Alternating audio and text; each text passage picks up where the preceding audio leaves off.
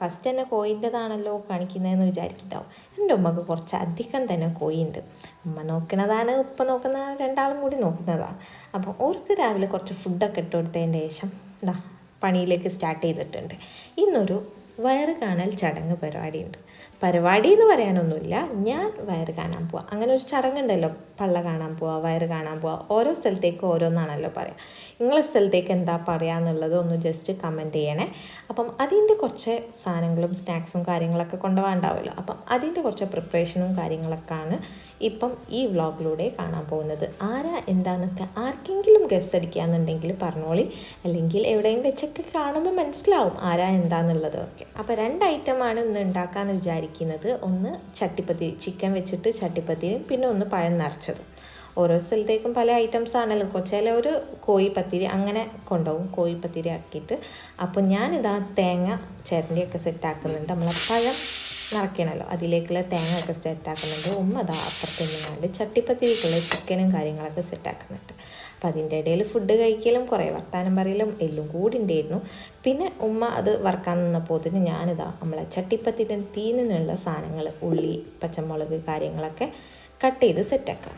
അപ്പം അതൊക്കെ അരിയുന്നതിൻ്റെ ഇടയിൽ കൂടെ കുറേ വർത്താനം ഉണ്ടാവും. ഞാനും ഉമ്മയും പണിയെടുക്കാൻ നിന്നിട്ടുണ്ടെങ്കിൽ കുറേ നാട്ടു വർത്താനം, വീട്ടു വർത്താനങ്ങളൊക്കെ പറയാനുണ്ടാവും.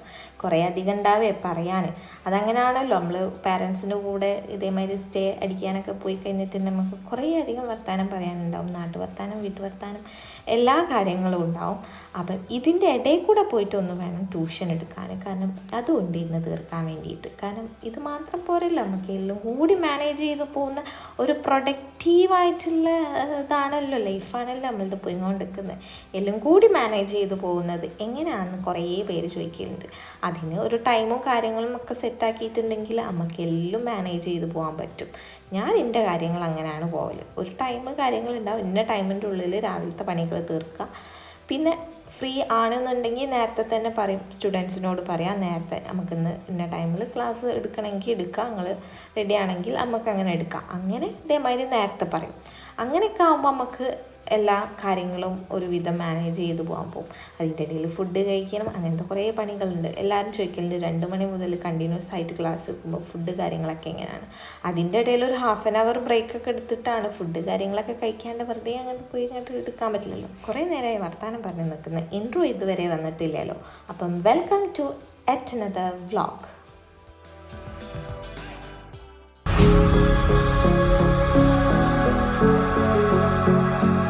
മസാലയ്ക്ക് ആവശ്യമുള്ള എല്ലാ ഉള്ളി, പച്ചമുളക് കാര്യങ്ങളൊക്കെ സെറ്റാക്കി കൊടുത്തപ്പോൾ ഉമ്മ അതിൻ്റെ പണിയിലേക്ക് നിന്നു. അപ്പോൾ ഉമ്മ സെറ്റാക്കി വെച്ച് നമ്മളെ പഴം നിറയ്ക്കാനുള്ള തീന് കാര്യങ്ങൾ, നമ്മളെ തേങ്ങേൻ്റെ തീനുണ്ടല്ലോ, അത് ഇനി നിറയ്ക്കലാണ് എൻ്റെ പരിപാടി. അപ്പോൾ രണ്ടാളും കൂടി അങ്ങോട്ടും ഇങ്ങോട്ടും സ്പ്ലിറ്റാക്കി ചെയ്യുമ്പോൾ പെട്ടെന്ന് പണി തീർക്കും. പെട്ടെന്ന് പണി തീർത്തിട്ട് വേണം ക്ലാസ്സിന് പോകാൻ. അപ്പോൾ നിങ്ങൾ അവിടേക്ക് ഇങ്ങനെ വയറ് കാണാൻ ചിലർ ഒരു ഗ്രൂപ്പായിട്ട് പോകും, എല്ലാവരും കൂടി ഒരു ഫങ്ഷൻ മാതിരി വെക്കാറുണ്ട്. ചിലർ ഇങ്ങനെ സെപ്പറേറ്റ് ആയിട്ട് പോകും. ഇതുവരെ ഞാൻ പറഞ്ഞിട്ടില്ലേ ആരെ ഇത് കാണാൻ പോകാന്നുള്ളത്. അതൊരു സർപ്രൈസ് തന്നെയാണ്. അത് ഇപ്പം പറയണ്ട എന്നാണ് ഞങ്ങൾ തീരുമാനിച്ചത്. ഞങ്ങൾ തീരുമാനിച്ചു ഇപ്പം പറയണ്ട. എന്തെങ്കിലും ഗസ്സൊക്കെ ഉള്ളവർക്കുണ്ട്, ഗസ് അടിക്കുന്നവർക്കുണ്ട് എന്നുണ്ടെങ്കിൽ, ഗസ് ഉള്ളവർ എന്തൊക്കെ ഞാൻ പറയുന്നത്, ഗസ് ഉണ്ട് ആരാണ് ആൾ എന്നുണ്ടെങ്കിൽ ഒന്ന് ജസ്റ്റ് കമൻറ്റ് ചെയ്യണേ. ആരാണ് ആളെന്ന് നോക്കാമല്ലോ, നമുക്ക് കമൻസൊക്കെ വരട്ടെ. നമ്മളെ വ്ളോഗിൽ സ്ഥിരം ഞാൻ പറയുന്ന ഒരാളാണ്, സ്ഥിരം കാണുന്ന ഒരാളാണ്, എപ്പോഴും ഞങ്ങളെ കൂടെ ഉണ്ടാവുന്നൊരു ടീമാണ്. അപ്പം ഓരോതാണ് വയറ് കാണാൻ പോണ ചടങ്ങ്. അപ്പം ഞാൻ ഒറ്റക്കാണ് പോകുന്നത്. അപ്പം ഇതിനുള്ള സ്നാക്സ് കാര്യങ്ങൾ, പ്രിപ്പറേഷനും കാര്യങ്ങളൊക്കെയാണ് രാവിലെ തന്നെ അതൊന്ന് ചെയ്ത് വെച്ച്. ഞാൻ വിചാരിച്ചു ഉച്ചൻ്റെ ശേഷം പോയിട്ടുണ്ടെങ്കിൽ ഒരു വൈകുന്നേരം കുറച്ച് നേരം വർത്താനൊക്കെ പറഞ്ഞ് ചില്ല് ചെയ്ത് നമുക്ക് കുറച്ച് അധികം നേരം തന്നെ നമുക്ക് അവിടെ ഇരിക്കാമല്ലോ. അപ്പം ഞാൻ ഉച്ചൻ്റെ ശേഷം ക്ലാസ്സും കാര്യങ്ങളൊക്കെ തീർത്ത് കഴിഞ്ഞിട്ട് പോകാമെന്നുള്ള പ്ലാനിലാണ്. അപ്പം ഓരോ സ്നാക്സ് പൊരിച്ചെടുക്കലും കാര്യങ്ങളൊക്കെ സെറ്റ് ചെയ്യുന്നുണ്ട്. പിന്നെ ഇതിലൊരു ചെറിയൊരു റെസിപ്പി കൂടി ഷെയർ ചെയ്ത് തരാം. നമ്മളെ ചിക്കൻ വെച്ചിട്ടുള്ള ചട്ടിപ്പത്തിരി, എരിവിൻ്റെ ചട്ടിപ്പത്തിരി. മറ്റേത് മധുരമല്ല ഉണ്ടാവുക, ഇത് എരിവ്. അപ്പം ഓരോ ലെയർ ആക്കിയിട്ട് നമ്മൾ തീനിൽ കുറച്ച് ഉള്ളി ഇടുള്ളൂ കേട്ടോ, കുറേ ഉള്ളി കാര്യങ്ങളൊന്നും ഇടൂല. മെയിനായിട്ട് ചിക്കൻ്റെ ആ ടേസ്റ്റ് ഡോമിനേറ്റ് ചെയ്ത് നിൽക്കണമല്ലോ, അതിന് വേണ്ടിയിട്ട്. അപ്പം ഇതിൻ്റെ റെസിപ്പി ഫുള്ളായിട്ട് ഞാനിതിൽ അപ്ലോഡ് ചെയ്തിട്ടില്ലേ, എങ്ങനെയാണ് സെറ്റ് ചെയ്യുക എന്നുള്ളത് ഒന്ന് ജസ്റ്റ് കാണിച്ചു തരാം.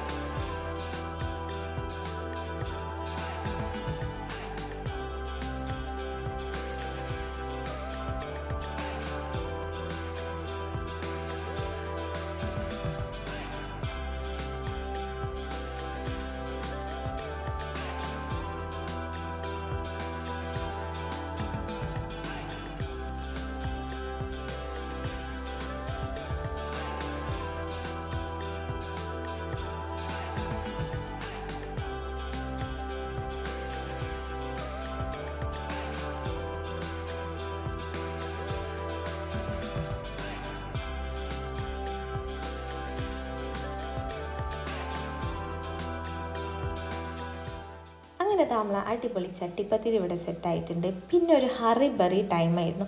ഇപ്പോൾ പറഞ്ഞ് വേഗം വാ പോകാൻ സമയമില്ല അങ്ങനെ എങ്ങനെയെന്ന് പറഞ്ഞാൽ പിന്നെ പെട്ടെന്ന് റെഡി ആവലും കാര്യങ്ങളൊക്കെ വളരെ സഡുകുടിയായിരുന്നു. അങ്ങനെ ഇതാ ഞാൻ ഉപ്പൻ്റെ കൂടെ അങ്ങോട്ട് പോയി. ചട്ടിപ്പത്തിരി നമ്മൾ പാക്ക് ചെയ്തെടുത്തിട്ടുണ്ട്. പോയിട്ട് അവിടെ നല്ല ജ്യൂസൊക്കെ കുടിച്ചു. പിന്നെ സ്നാക്സ് കാര്യങ്ങളൊക്കെ ഉണ്ടായിരുന്നു. പിന്നെ നൈറ്റ് ആയപ്പോൾ ഷാ വന്നു പിക്ക് ചെയ്യാൻ.